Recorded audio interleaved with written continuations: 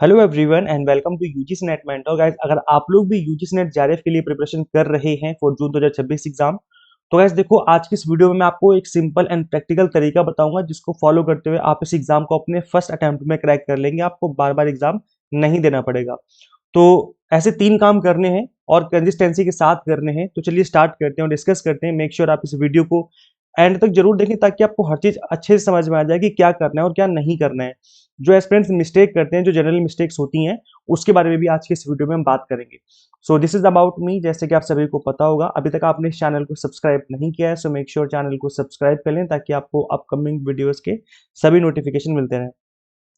Guys, सबसे पहला question आपको पूछना है अपने आप से कि मैं इस एग्जाम को क्यों दे रहा हूँ। सबके रीजन अलग अलग हो सकते हैं। किसी को लगता है कि मैं जॉब करना चाहता हूँ, किसी को लगता है कि मेरे घर की हालात बहुत खराब है, मैं फैमिली को सपोर्ट करना चाहता हूँ, किसी को लगता है कि मुझे टीचिंग बहुत अच्छी लगती है, मैं टीचिंग में अपना करियर बनाना चाहता हूँ। तो सबके अलग अलग रीजन हो सकते हैं। अब आपका क्या रीजन है, वो रीजन जानना बहुत जरूरी है, क्योंकि अगर आपका रीजन स्ट्रांग नहीं है ना, अगर आपका जो रीजन है वो स्ट्रांग नहीं है, तो तब तक आप खुल के मेहनत नहीं कर पाएंगे। मेहनत करने के लिए आपका जो रीजन है कि क्यों आप एग्जाम दे रहे हो, वो जानना और समझना बहुत जरूरी है।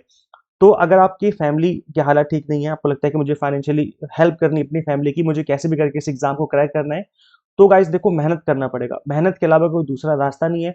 बस जून एग्जाम क्रैक करना है। आपके हाथ में जो भी टाइम बचा हुआ है अभी, इस एग्जाम को क्रैक करने के बाद आप 40,000 रुपीज पर मंथ तक अर्न कर सकते हो। एक बार आपका जेआरएफ हो गया तो आपको 40,000 रुपए पर मंथ मिलने से कोई नहीं रोक सकता। तो एक बार आपको रेगुलर पीएचडी में एडमिशन लेना होता है, खैर वो तो बात का प्रोसेस है, लेकिन ये मैं एक बात बता रहा हूँ कि अगर आज आपके पास पैसे की तंगी है, आपको लगता है कि मुझे फाइनेंशियल इशू है, मेरी फैमिली को दिक्कत है, तो कसम खा लीजिए कि मुझे इस एग्जाम को क्रैक करना है कैसे भी करके। ये जो वाई है, आप इसको स्ट्रांग बनाइए। जितना ज्यादा स्ट्रांग होगा उतना ही ज्यादा आप मेहनत करेंगे इस एग्जाम को लेकर के। और अगर आपकी फाइनेंशियल कंडीशन सही है, अगर आप इसको एज एन करियर लेना चाहते हैं, मतलब आप टीचिंग फील्ड में अपना करियर बनाना चाहते हैं, तो ये जो आपका वाई है, ये भी बहुत स्ट्रांग होना चाहिए कि मुझे कुछ भी करके अपना करियर इस फील्ड में बनाना ही है। तो जब आपका ये स्ट्रांग हो जाएगा, तो आपके अंदर की जो मेहनत है वो अपने आप से निकल के आएगी। आप प्रोक्रेस्टिनेशन नहीं करेंगे, आप चीजों को टालेंगे नहीं, आप चीजों को करना स्टार्ट कर देंगे। तो चलिए स्टार्ट करते हैं, डिस्कस करते हैं कि चीज एक एक करके। गाइस देखो, एस्पिरेंट सबसे बड़ी जो मिस्टेक करते हैं, जो एक कॉमन मिस्टेक है, वो ये है कि एस्पिरेंट्स रैंडम बुक्स को फॉलो करना स्टार्ट कर देते हैं। कई मार्केट से कोई बुक ले ली या रैंडम यूट्यूब पर कोई भी वीडियोस देखना स्टार्ट कर दिया। गाइस, ऐसे एग्जाम क्रैक नहीं होता है।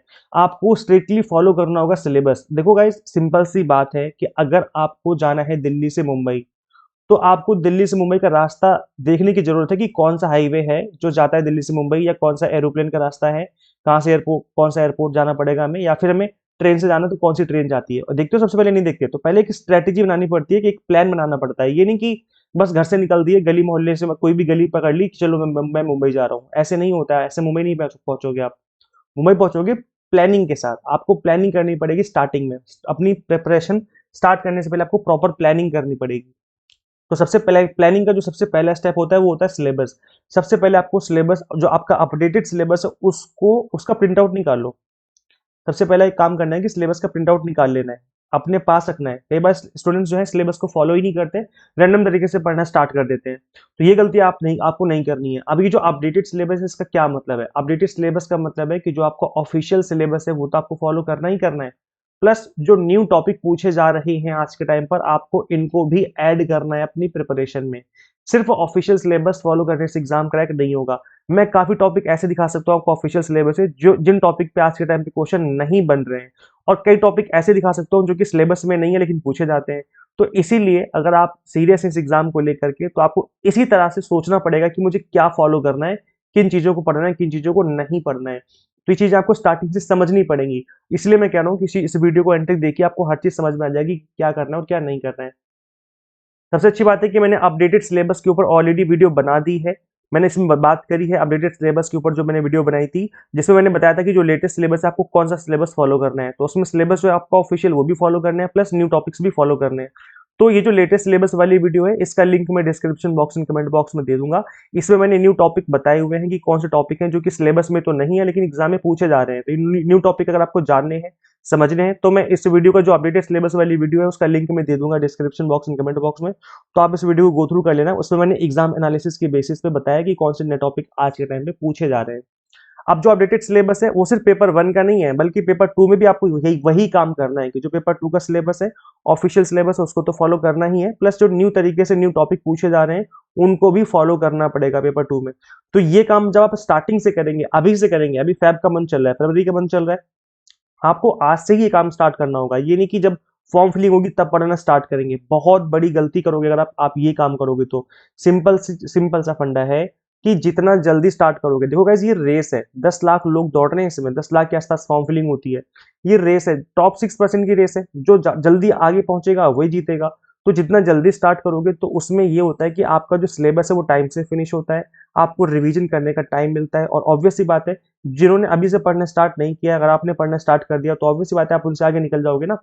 तो ये चीज जो है आपको एडवांटेज मिलेगा अगर आप अभी से पढ़ना स्टार्ट करोगे। तो पेपर 1 प्लस पेपर 2 दोनों को सीरियस होकर के पढ़ना है और अभी से पढ़ना है।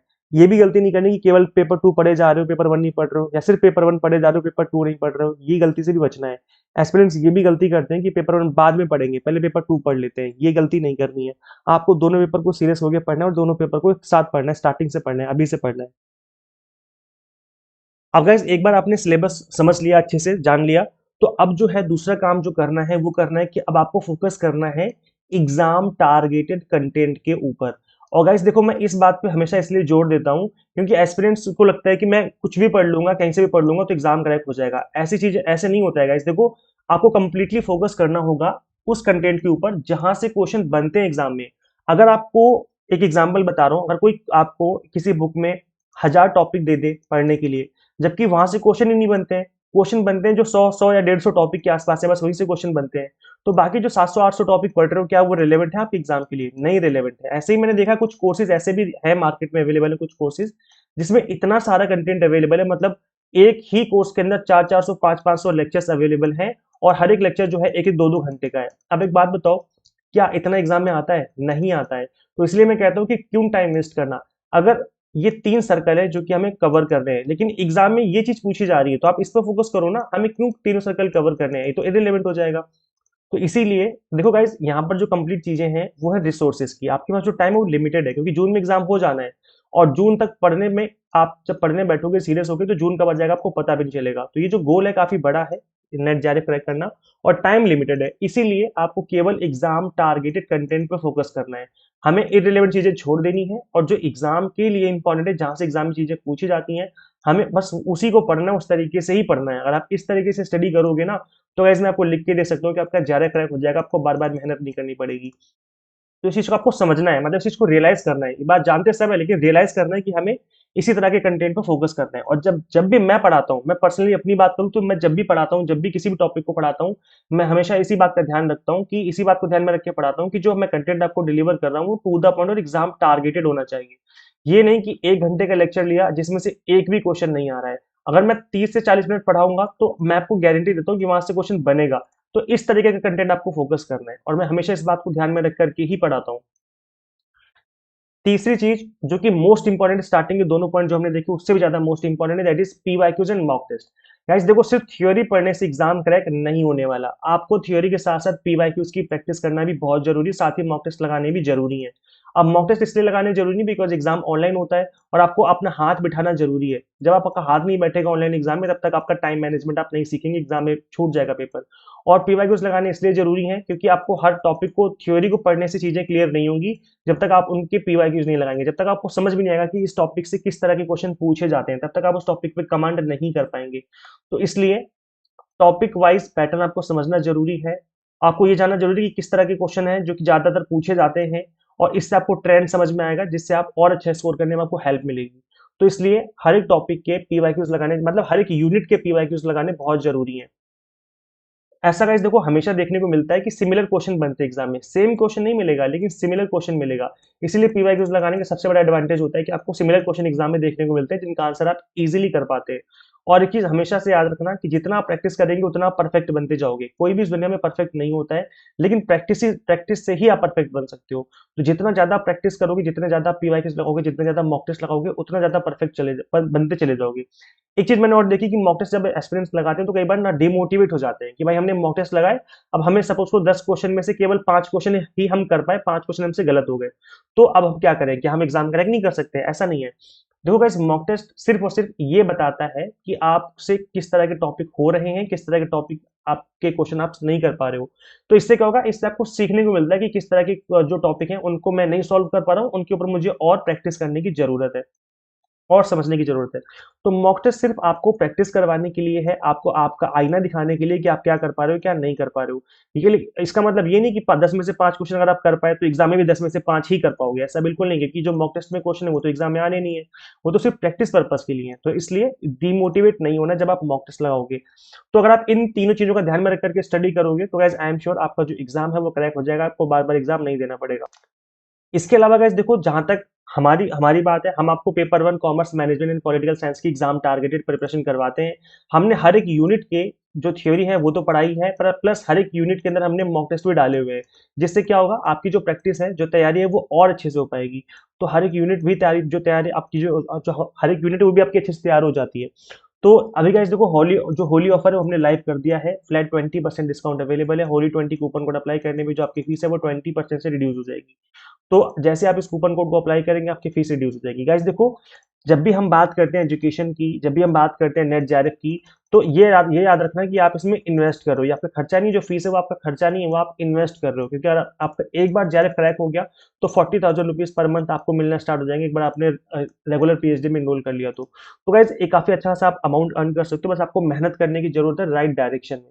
तो हम गाइस आपको अपने प्लेटफॉर्म पर exam targeted paper one commerce management and political science के exam targeted courses already available करवा दिए हैं, आप इनरोल कर सकते हो। कंप्लीट कंटेंट बाइलिंगुअल रहता है, तो लैंग्वेज की कोई दिक्कत नहीं है। 100 mock test and PDF notes रहते हैं जिसके थ्रू आप मल्टीपल टाइम रिवीजन और प्रैक्टिस कर सकते हैं। तो ऐसे कैसे करना होगा इनरोल, आपको सिंपली गूगल प्ले स्टोर से एग्जाम मेंटर ऐप इंस्टॉल कर लेनी है। अगर आप एक iOS यूजर है तो उसका लिंक हमने आपको अलग से इसी वीडियो के description box and comment box में अवेलेबल करवा दिया है।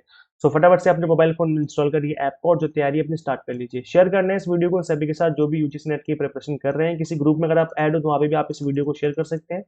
तब subscribe for UGC update and assistant professor job related updates. Guys इस वीडियो में इतना ही, मिलते हैं नेक्स्ट वीडियो में। Thank you.